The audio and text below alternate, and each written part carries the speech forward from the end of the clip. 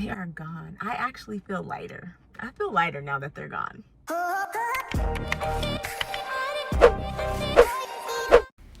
Hey guys, so much has happened since my last egg retrieval in September. We are now in, January, the end of January. And after my last egg retrieval, we got 2 additional normal embryos. So we have a total of 4 little embryos waiting in the freezer for us, which we're so excited about. We couldn't go straight into a frozen embryo transfer, which is when they put the embryo inside of me, because I had to take care of several other things before we got to that. So the first thing is that I was diagnosed with what's called hydrosalpinx, which means that one of my fallopian tubes was dilated or inflamed, and it could potentially release like a liquid that is not good for pregnancy. So I had to have a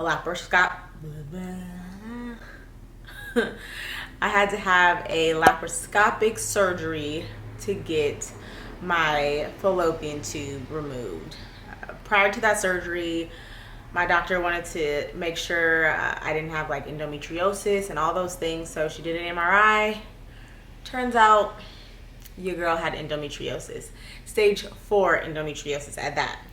So at the age of 32, I have been misdiagnosed my entire life, and I was told that my painful periods and cramps and all the things was due to ovarian cysts, which I did have an ovarian cyst, but never was I ever told I had endometriosis. So the doctor that I'm with, she found out that I had stage 4 endometriosis. So when we went in to remove my fallopian tube, she also went in to go ahead and remove all the endometriosis.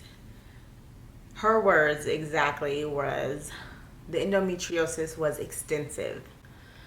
And when I tell you, I got out of that surgery and felt like I was hit by a truck. My stomach was completely swollen. I could barely walk.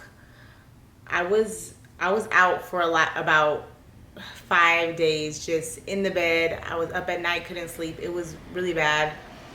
I was thinking about documenting that, but I was in so much pain, I couldn't even do it. What was next? Oh, okay, so after the surgery, we were gearing up for our frozen embryo transfer. My IVF doctor wanted to make sure that my uterus looked good first, so we did what was called a hysteroscopy. Basically a water ultrasound, where they put a catheter inside of you and they fill up your uterus with water, and it kind of expands so the doctor can really get a good view of everything in there. They're looking for septums, they're looking for fibroids, they're looking for polyps, cysts, all the things. And my doctor found a polyp on my uterus, which is not good. That is something that causes us to have to pause again. So my doctor found the polyp in December, and due to COVID, my clinic was not doing any elective procedures, so my doctor could not perform the procedure to remove my polyp. I found a doctor here in Northern California, and the same doctor who did my laparoscopic surgery, she's gonna do my what's called a hysteroscopy tomorrow, actually. So the hysteroscopy is basically used to just go in and remove the clump of cells. A polyp is just basically a clump of cells that has attached itself to the inside of the uterus. So that's gonna happen tomorrow, and I'm so happy. I'll probably document a little bit tomorrow and then a little bit after, just so we can see how everything was, and I'll kind of update you guys on that. And I'm actually not feeling nervous at all. I'm actually just more so excited about all of this, and just ready to get it over with. So I think Jordan's gonna take me to the hospital tomorrow. We're gonna get this over and done with, and I will keep y'all posted. I'm so glad we're up to date, and I think we are all caught up, which is exciting, and I can now keep you guys up to date with everything that's going on in sort of real time, depending on how quick I get these videos edited. But yeah, I'm excited, and we'll see how tomorrow goes. So today is the day for my hysteroscopy, and I just took my pain meds and the anxiety medication they gave me to kind of just calm me down and get me ready for the procedure. I'm actually more excited to just get this over with than I am nervous. I had some breakfast, and I'm just trying to drink. I'm trying to drink a bunch of water, and I just hope this is over and done with really quickly. Jordan actually had an appointment himself this morning, so he's not going to be able to go with me, but I'm actually about to take off like right now, so hopefully it goes well. I've just been praying all morning and just really asking God to just meet me in the room, Lord. And I know that he will. In your eyes, a million skies painted pink and blue and white. Oh, oh. So don't stop now, you're getting so close, and don't stop now, you're further than most. Yeah, hear me out. I think you should know that. Think you should know that. You got that. When I tell y'all that Jesus is real, you have to believe me. That procedure was uncomfortable.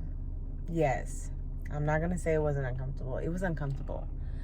But when I tell you I didn't have no pain, like, I have been reading blogs, I have been watching YouTube videos.